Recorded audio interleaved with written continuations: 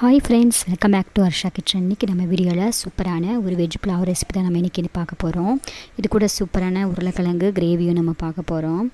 இது வரைக்கும் நம்ம சேனலை சப்ஸ்கிரைப் பண்ணிக்கோங்க. வீடியோ பிடிச்சிருந்தா கண்டிப்பாக லைக் பண்ணிக்கோங்க. வாங்க, ஒரு சிம்பிளான மெத்தடில் உருளைக்கிழங்கு கிரேவியும் நம்ம நார்மல் ரைஸில் வெஜ் புலாவை எப்படி செய்யலாம் இந்த வீடியோவில் பார்க்க போகிறோம். இதில் வந்து பீன்ஸ் கேரட்லாம் ஆட் பண்ணிவிட்டு கீ ஊற்றி நான் இதை செய்ய போகிறேன். வாங்க, நம்ம இந்த வெஜ் புலாவை எப்படி செய்யலாம் இந்த வீடியோவில் பார்க்கலாம். ஒரு குக்கரில் ஒரு குழிக்கரண்டி அளவு நான் வந்து நெய் ஆட் பண்ணியிருக்கேன்.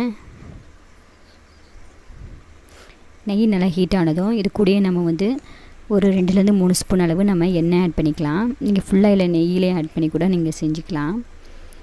இதில் வந்து பட்டை, ஏலக்காய், கிராம்பு இதெல்லாம் ஆட் பண்ணியிருக்கேன். ஒரு பச்சை மிளகாய் ஆட் பண்ணியிருக்கேன். நீளமாக கட் பண்ண ஒரு பெரிய வெங்காயத்தை ஆட் பண்ணியிருக்கேன். நெக்ஸ்ட் இது கூட ஒரு ஸ்பூன் அளவு சோம்பு ஆட் பண்ணிக்கிறேன். நெக்ஸ்ட்டு ஒரு ஸ்பூன் அளவு இஞ்சி பூண்டு பேஸ்ட் ஆட் பண்ணியிருக்கேன். இப்போ வெங்காயம் நல்லா வதங்கணும் தான் நம்ம இஞ்சி பூண்டு பேஸ்ட்டை ஆட் பண்ணியிருக்கேன். அது மாதிரி நீங்களும் ஆட் பண்ணிக்கோங்க. இப்போது இதில் ஒரு 3 கேரட் நீளமாக கட் பண்ணி நான் ஆட் பண்ணியிருக்கேன். இது கூட ஒரு கப் அளவு நான் வந்து பட்டாணி ஆட் பண்ணியிருக்கேன். இதுக்கு வந்து நம்ம ஒயிட் ரைஸ் மாதிரி தான் செய்ய போகிறோம். அதனால் வந்து ஒரு தக்காளி போதும், அதிகமான தக்காளி நம்ம சேர்க்க தேவையில்லை. அதனால் ஒரு தக்காளியை நம்ம சிம்பிளாக இப்போ எண்ணெயில் ஓரளவு வதங்கினதும் தேவையான அளவு உப்பு ஆட் பண்ணிக்கலாம்.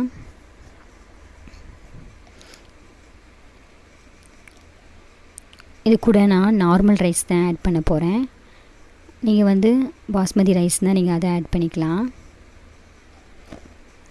இப்போ வந்து நான் 3 கிளாஸ் வந்து ரைஸ் ஆட் பண்ணியிருக்கேன். அதுக்கு தேவையான 6 கிளாஸ் அளவு நம்ம தண்ணி ஆட் பண்ணிக்கலாம். நான் வந்து ஒரு 5 கிளாஸ் அளவு நம்ம தண்ணி ஆட் பண்ணிவிட்டு 1 கிளாஸ் அளவு திக்கான தேங்காய் பால் நான் ஆட் பண்ணியிருக்கேன். நீங்கள் வந்து ஃபுல்லாக தேங்காய் பால் ஆட் பண்ணி கூட நீங்கள் டிஷ்ஷை ட்ரை பண்ணி பார்க்கலாம். இப்போ தேங்காய் பால் ஆட் பண்ணதுக்கப்புறம் உப்புலாம் கரெக்டாக இருக்கான்னு நம்ம செக் பண்ணிக்கலாம். செக் பண்ணிவிட்டு நம்ம குக்கரை மூடி வச்சிடலாம். நீங்கள் புதினா இலை, கொத்தமல்லி இலை இருந்தாலும் நம்ம தூவிக்கலாம் இதில். இப்போ குக்கரில் ஒரு 3 விசில் வரைக்கும் நம்ம வேக வச்சு எடுத்துக்கலாம். இப்போ வந்து நம்ம உருளைக்கிழங்கு கிரேவி செய்ய ஆட் பண்ணிடலாம். ஒரு பேனில் 3 ஸ்பூன் அளவு ஆயில் ஆட் பண்ணிக்கலாம். இது கூட பட்டை, ஏலக்காய், கறிவேப்பிலை, ஒரு பச்சை மிளகாய், சோம்புலாம் ஆட் பண்ணிக்கலாம். இது கூட கட் பண்ண வெங்காயம் ஆட் பண்ணியிருக்கேன்.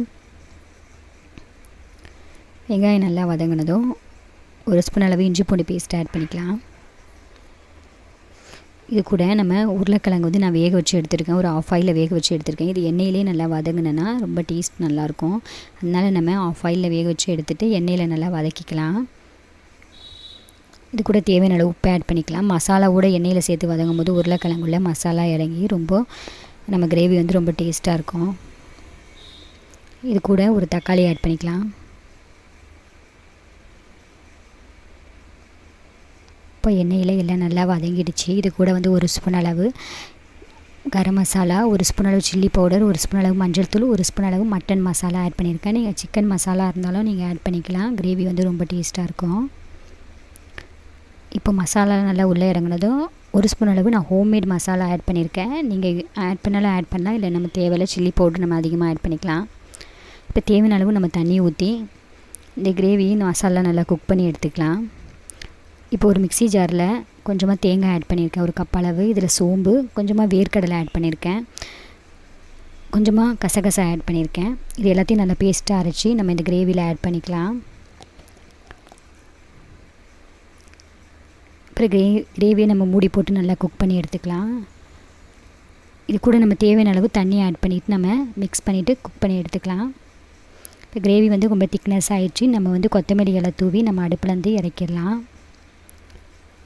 இப்போ சூப்பரான நம்ம வெஜ் புலாவும் ரெடி ஆயிடுச்சு.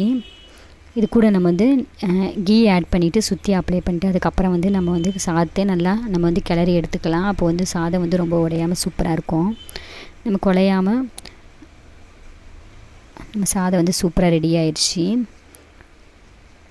இப்போ சூப்பரான நம்ம சைட் டிஷ்ஷும் வெஜ் புலாவும் ரெடி ஆயிடுச்சு. இந்த ரெசிபி வந்து ரொம்ப டேஸ்ட்டாக இருக்கும். நீங்கள் டிஃபன் பாக்ஸ் குழந்தைங்களுக்கு கூட கட்டி தரலாம், ரொம்ப விரும்பி சாப்பிடுவாங்க. ஹெல்த்தியான டிஷ் கூட.